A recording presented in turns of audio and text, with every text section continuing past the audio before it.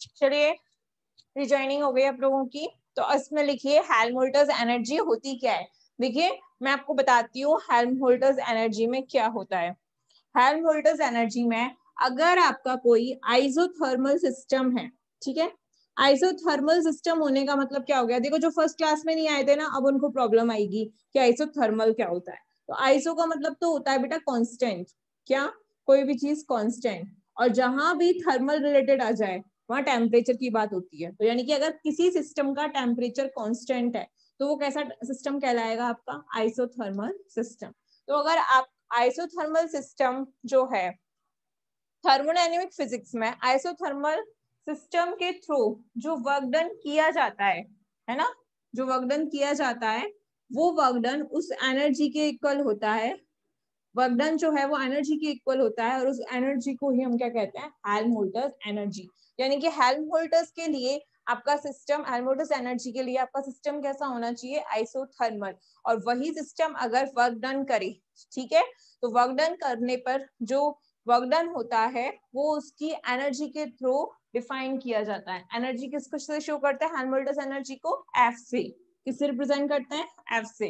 तो जो work done किया गया वो आपके फ्री वर्क डन जो किया गया वो आपकी एनर्जी के थ्रू शो किया जाता है, और जिस एनर्जी के थ्रू शो किया जाता है उसी को हम क्या बोलते हैं, हेल्महोल्ट्ज़ एनर्जी। ओके, तो अब इसमें लिखिए इन थर्मोडायनेमिक फिजिक्स, इन थर्मोडायनेमिक फिजिक्स, इसमें लिखिए इन thermodynamic physics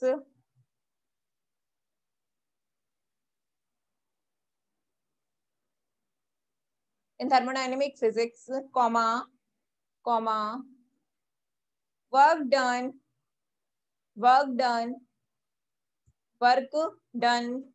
by the isothermal process, by the isothermal system,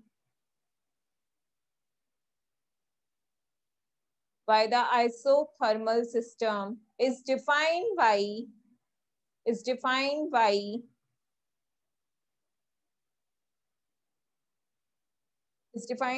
energy. मैंने क्या कहा, आइसोथर्मल सिस्टम में जो वर्क डन किया गया है वो एक एनर्जी के थ्रू डिफाइन किया जाता है, और उस एनर्जी को ही हम क्या बोलते हैं, हेल्महोल्ट्ज़ फ्री एनर्जी। ठीक है, तो लिखिए in thermodynamic system the work done by the isothermal system is defined by energy, and this energy is known as and this energy is known as and this energy is known as Helmholtz free energy, and this energy is known as Helmholtz free energy. This energy is represented by F,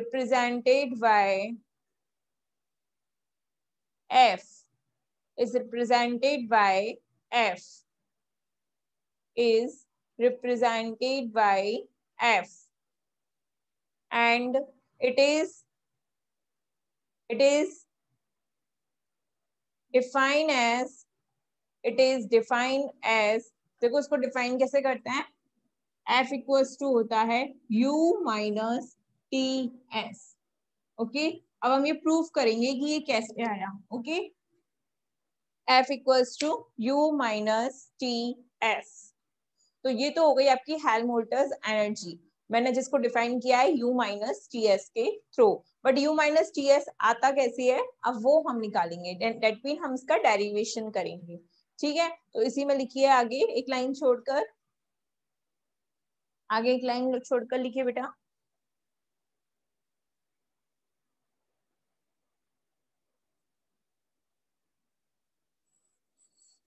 system कैसा है इस energy के अंदर, आपका isothermal, बस इतना याद रखना, फिर डेरिवेशन आपका हो जाएगा। ओके, ठीक है, तो देखिए फ्रॉम, अब देख लो फर्स्ट लॉ कितना काम आता है। अगर मैं आप लोगों को फर्स्ट लॉ ऑफ थर्मोडायनेमिक्स नहीं कराती, जैसा कि आपके सिलेबस में से हटा दिया गया है, तो आपको हर जगह प्रॉब्लम आती कि नहीं। यही रीजन था कि मैंने आपको फर्स्ट लॉ ऑफ थर्मोडायनेमिक्स कराया। ठीक है, तो फर्स्ट लॉ ऑफ थर्मोडायनेमिक्स क्या कहता है कि टोटल जो एनर्जी है डी क्यू, वो किस किस के इक्वल होती है, internal energy plus work done, dw। U यहाँ इंटरनल एनर्जी को शो करता है एंड W वर्क डन को। देखो जो नहीं आए थे फर्स्ट लॉ ऑफ थर्मोडायनेमिक्स में उनको भी मैं थोड़ा बता देती हूँ। आपने मान लो खाना खाया, ठीक है, खाना खा के आपको टोटल एनर्जी मिली कितनी, DQ। ओके, DQ आपको मिल गई पूरी एनर्जी, है ना। तो DQ जब आपको एनर्जी मिली तो उस खाना खाने के बाद में, तो खाना खाने के बाद में आप कुछ ना कुछ काम करोगे, काम करोगे कि नहीं, तो वो टोटल एनर्जी किसमें वेस्ट होगी, एक तो काम करने में, और बाकी बची हुई जो एनर्जी होगी वो आपकी बॉडी के अंदर रह जाएगी, तो वो क्या कहलाएगी, DU, इंटरनल एनर्जी। तो सिमिलरली ऐसे किसी सिस्टम के लिए होता है कि अगर हमने किसी सिस्टम को एनर्जी दी DQ, ओके, तो DQ एनर्जी में से वो अपनी कुछ एनर्जी तो वर्क डन करने में वेस्ट कर देगा, और बाकी बची जो एनर्जी होगी वो उसकी इंटरनल एनर्जी होगी। ये है आपका फर्स्ट लॉ ऑफ थर्मोडायनेमिक्स। इसका मतलब क्या होता है कि एनर्जी को ना तो क्रिएट किया जाता है ना ही डिस्ट्रॉय किया जा सकता है, इसे केवल एक फॉर्म से डिफरेंट फॉर्म्स में डिवाइड किया जा सकता है या डिफरेंट फॉर्म में चेंज किया जा सकता है। इसे ना तो क्रिएट किया जाता है ना डिस्ट्रॉय किया जाता है, केवल एक फॉर्म से दूसरी फॉर्म में। तो यानी कि यहाँ टोटल एनर्जी किस किस फॉर्म में चेंज हो गई, एक तो इंटरनल एनर्जी की फॉर्म में, एक वर्क डन की फॉर्म में। यही है आपका फर्स्ट लॉ ऑफ थर्मोडायनेमिक्स। ठीक है, ठीक है, आगे देखिए, dw को इधर लाइए, तो माइनस का dw बराबर du माइनस का dq, बट dq कितना होता है, TdS। बेटा ये सेकेंड लॉ से आता है थर्मोडायनेमिक्स से, वो मैं आपको बाद में कराऊंगी, फिलहाल आप याद कर लीजिए सेकेंड लॉ ऑफ थर्मोडायनेमिक्स। ठीक है, तो देखिए dq की वैल्यू कितनी रख दो यहाँ पे, equation first, put the value,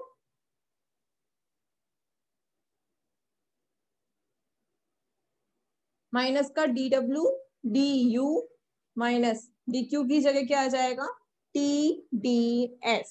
आ गया, आ गया या नहीं, इसको दे दो इक्वेशन नंबर सेकेंड। ठीक है, इक्वेशन नंबर सेकेंड। अब देखिए, नाउ DST ये निकालिए, डिफरेंशियल कीजिए T और S का, ठीक है, S और T का। तो देखिए ये क्या आ जाएगा, SDT प्लस TDS। आपको पता है ना, दो दो फंक्शंस का जब हम डिफरेंशियल करते हैं तो एक को लेते हैं दूसरे को लीव करता है, और दूसरे को लेते हैं तो फर्स्ट को लीव करते हैं। ठीक है, ये होता है आपका, बट देखिए अब क्या होगा, आपको पता है ये सिस्टम कैसा है, हेल्महोल्ट्ज एनर्जी में isothermal system, for isothermal system, but for isothermal system क्या हो जाएगा, आइसोथर्मल सिस्टम के लिए क्या होगा, टी क्या होगा, कांस्टेंट, क्योंकि थर्मल का मतलब ही क्या है कि कांस्टेंट होना, किसका, टेम्परेचर का। ठीक है, तो dt, जब टेम्परेचर कांस्टेंट है तो कांस्टेंट का जब हम डिफरेंशियल करते हैं तो कितना आता है, 0।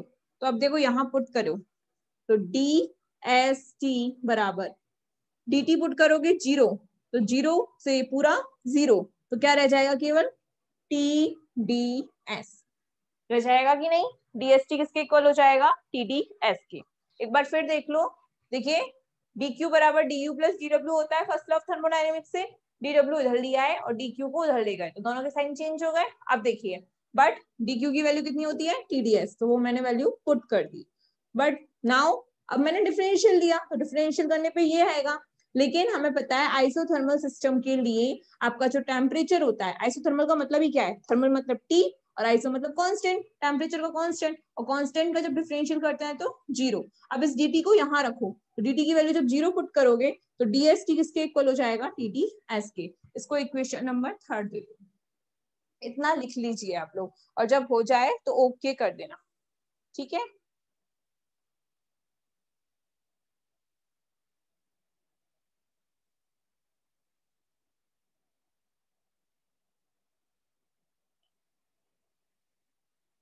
इतना लिख लीजिए, फिर आगे मैं कराती हूँ आपको।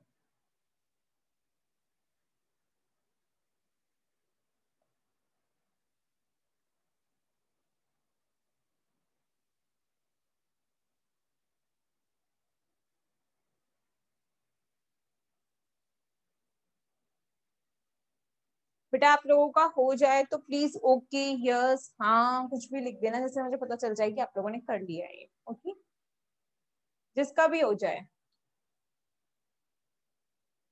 ये आपके नोट्स में नहीं है इसलिए मैं कह रही हूँ आप लिख लीजिए। ओके, केशव का हो गया। आगे बताइए किस किस का हो गया। आराम से कर लीजिए, कोई चलती नहीं है।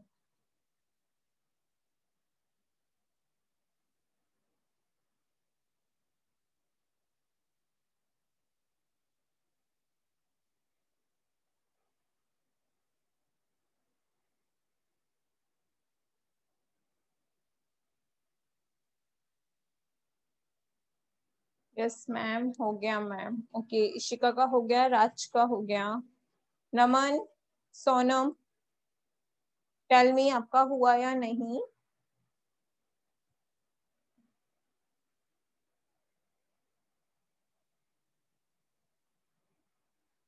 मैं फिर बोल रही हूँ ये नोट्स में आपका नहीं है। 3-4 टॉपिक जो मैं आगे के कराऊंगी एनर्जी वाले, वो आपके नोट्स में नहीं है, तो आप लोग लिख लीजिए इनको। ओके, और देखिए जो मैं आपको डेली कराती हूँ ना, अगर आप उसको नोट्स में से कॉपी करके आप अपने पास लिख लोगे ना तो ज्यादा बेटर रहेगा। पता है उससे क्या होगा, आपके पूरे नोट्स आपके हाथ में होंगे, और जब आप एक साथ लिखने बैठोगे ना कभी इन फ्यूचर, क्योंकि देखो नोट्स में से, फोन में से या लैपटॉप में से पढ़ाई नहीं की जा सकती, पढ़ाई कॉपी किताब से ही होती है।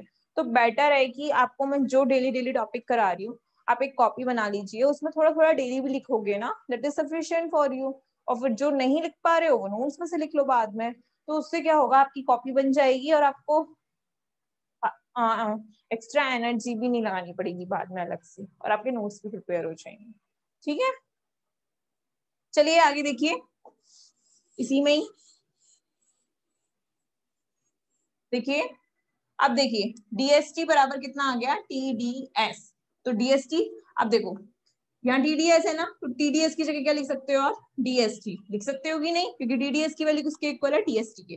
तो from equation second and third, second and third equation से हम क्या फाइंड आउट करते हैं कि डी, सॉरी माइनस का D W equal to D U minus TDS की जगह क्या लिख दोगे, डी एस टी। ओके, तो देखिए माइनस, सॉरी इस माइनस को अंदर ले जाइए, डिफरेंशियल बाहर ले लीजिए, क्योंकि डिफरेंशियल तो कभी नेगेटिव होता नहीं है, डेट मीन आपका वर्क डन नेगेटिव होगा।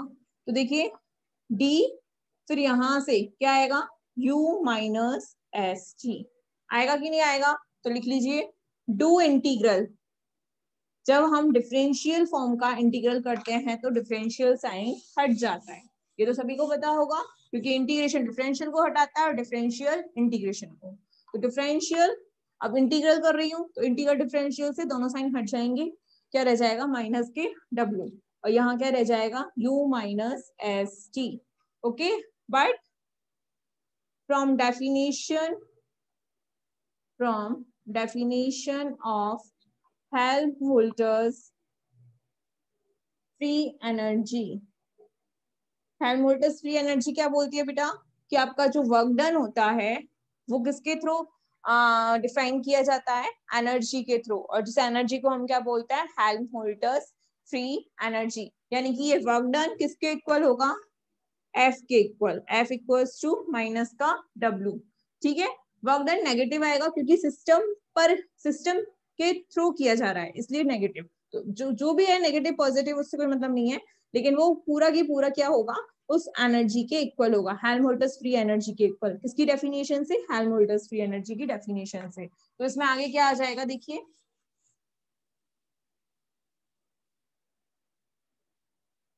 अब देखिए ये इक्वेशन आई थिंक 4 हो गई एंड ये 5। तो फ्रॉम 4 एंड 5 क्या देखते हो आप, माइनस डब्ल्यू की जगह क्या लिख दोगे, F, U minus S T. Hence proof हो गया ना, प्रूफ कि एफ किसके इक्वल है, U minus S T. Okay,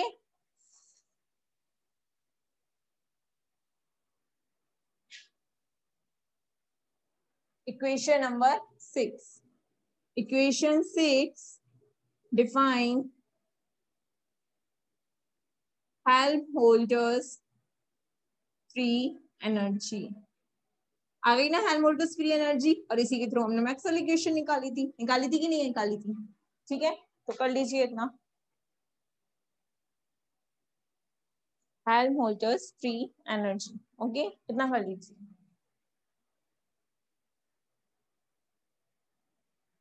लिख लीजिए, जब हो जाए तो ओके लिख देना। ओके,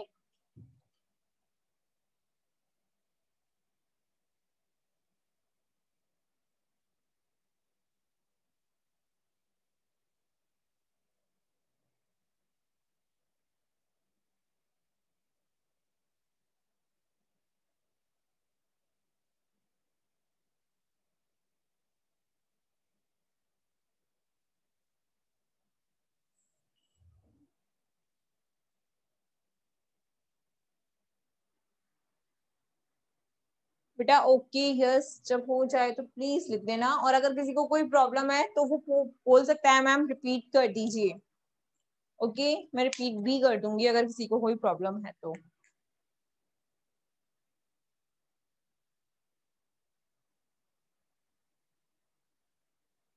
ओके यस, ठीक है, हो गया। अब नेक्स्ट टॉपिक डालिए आप लोग, एंथैल्पी। हेल्महोल्ट्ज फ्री एनर्जी तो हो गई। नेक्स्ट है आपका टॉपिक, देखो इंटरनल एनर्जी तो सबको पता है तो उसको डिफाइन करने की जरूरत नहीं है। सेकंड है आपका हेल्महोल्ट्ज फ्री एनर्जी जो हो गया, अब थर्ड यानी कि सेकंड की फॉर्म में आया है, क्या है आपका? एंथैल्पी। टेंशन ना लो, मैं इंटरनल एनर्जी भी कराऊंगी। एंथैल्पी देखिए, एंथैल्पी में क्या होता है बता देती हूँ।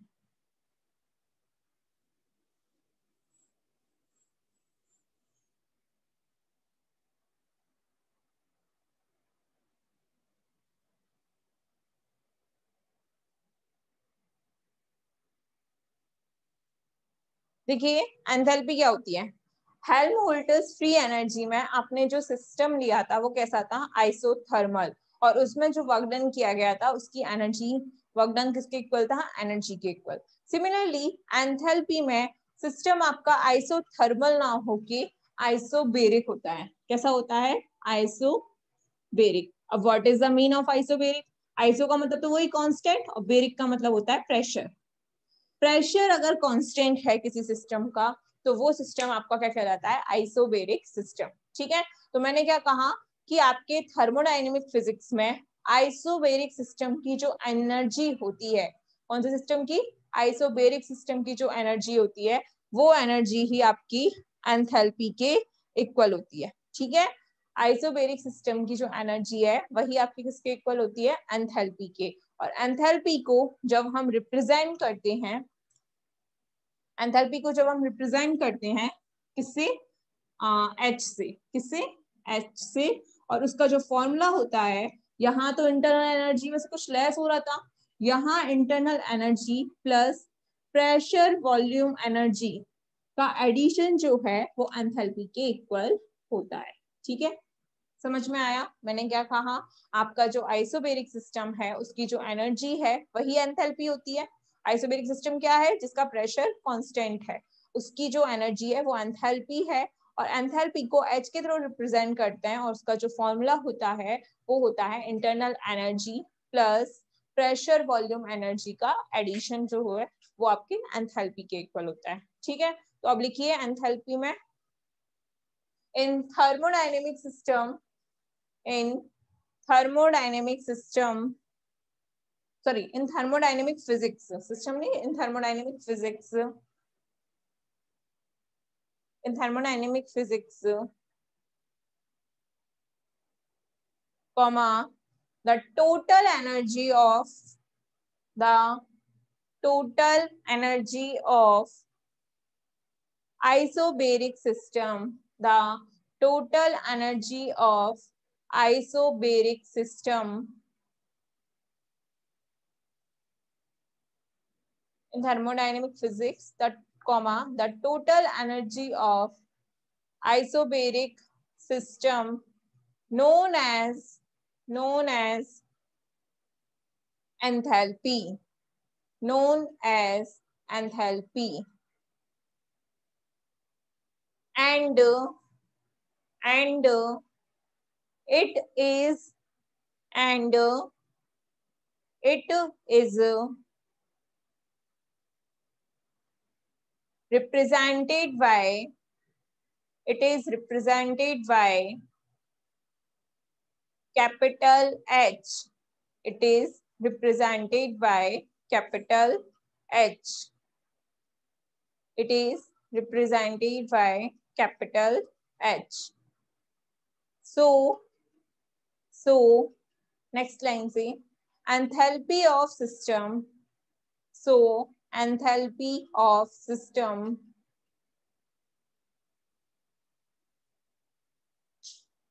H is equal to U plus PV. H is equal to U plus PV. Okay. अब इस चीज को प्रूफ जो है, जैसे हमने पहले वाले को प्रूफ किया है हेल्महोल्ट्ज एनर्जी को, ऐसे हम इसको जो प्रूफ है वो किसके थ्रू करेंगे, हम प्रेशर को कांस्टेंट रखते हुए, और वो डेरिवेशन अब हम कल की क्लास में करेंगे। आज के लिए इतना काफी है। सभी को समझ में आया या नहीं, प्लीज टेल मी। इतना मुझे बता दीजिए आ गया या नहीं। नहीं आया तो भी लिख दीजिए नहीं आया मैम, मुझे कोई फर्क नहीं पड़ेगा, बल्कि मैं आप लोगों को और अच्छे समझाने की कोशिश करूंगी। ओके यस आ गया, ठीक है। चलिए आज की क्लास हम लोग यहीं लीव करते हैं, कल फिर मिलेंगे। ओके